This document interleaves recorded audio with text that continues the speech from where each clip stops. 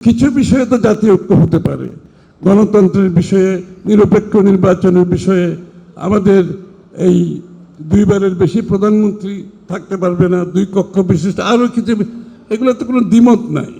আমাদের সমস্যা হয় কি, যখন রাজনীতিবিদরা ইতিহাসবিদ হয়ে যায় তখন এই সমস্যা।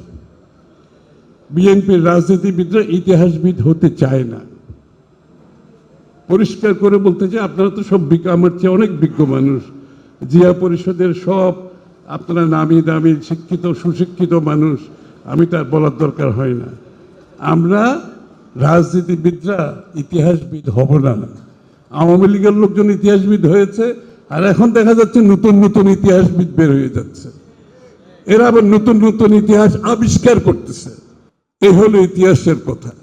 একটা কথা বলে আমি বক্তব্য শেষ করে আমাকে যেতে হবে, সেটা হচ্ছে যারা আজকে সরকার গঠিত হয়েছে প্রফেসর ডক্টর ইউনূসের নেতৃত্বে, আমরা সমস্ত জাতি, সমস্ত রাজনৈতিক দল, বাংলাদেশের সকল মহলের সমর্থনে কিন্তু এই সরকার গঠিত হয়েছে। তাহলে তাদেরকে মাথায় রাখতে হবে, তাদের আচরণে কথাবার্তায়, যে আমরা সকলে মিলে সকলের সমর্থনে এই সরকার গঠিত করেছি এবং এই সরকারকে আমরা সমর্থন দিয়ে যাব।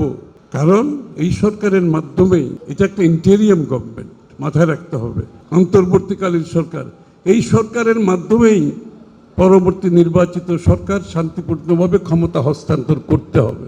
এই জন্যে আমরা এই সরকারকে সকলে সমর্থন করে আজকে সরকারকে সহযোগিতা করছি এবং এই সরকার গঠিত হওয়ার জন্য সহযোগিতা করছি। এর বাইরে তো আর কিছু না।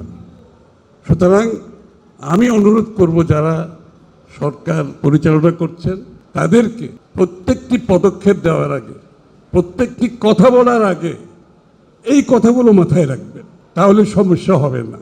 আর যদি কোনো উদ্দেশ্য হাসিলের জন্য বাংলাদেশের জনগণের মালিকানার নির্বাচনের মাধ্যমে ক্ষমতা হস্তান্তর বিষয়ে যদি অন্য কোনো পরিকল্পনা থাকে গণতন্ত্রের বাইরে, সেটা বোধহয় ভালো হবে না। সুতরাং আচার আচরণে, কথাবার্তায়, সিদ্ধান্তে, নীতিমালায় এমন কিছু করবেন না যেটা ভুলে যাবেন না আমরা সকলের সমর্থনে সরকার, এবং আমরা সমর্থন করে যাব আরেকটি নির্বাচিত সরকারকে ক্ষমতা হস্তান্তরের মাধ্যমে বাংলাদেশে গণতন্ত্র পুনঃপ্রবর্তনের মাধ্যমে, গণতান্ত্রিক প্রক্রিয়ার মাধ্যমে গণতান্ত্রিক অর্ডার ফিরিয়ে আনার জন্য যা যা করার সর্বক্ষেত্রে আমাদের সহযোগিতা থাকবে। এর বাইরে কিছু করলে সেই সমর্থন বেশি দিন থাকার তো কথা না। সুতরাং আমি অনুরোধ করব আপনাদের কথাবার্তায়, আচরণে এর বাইরে কিছু যাতে পরিলক্ষিত না হয়। কারণ দেশটাকে আমরা ঐক্যবদ্ধভাবে গঠিত করতে চাই।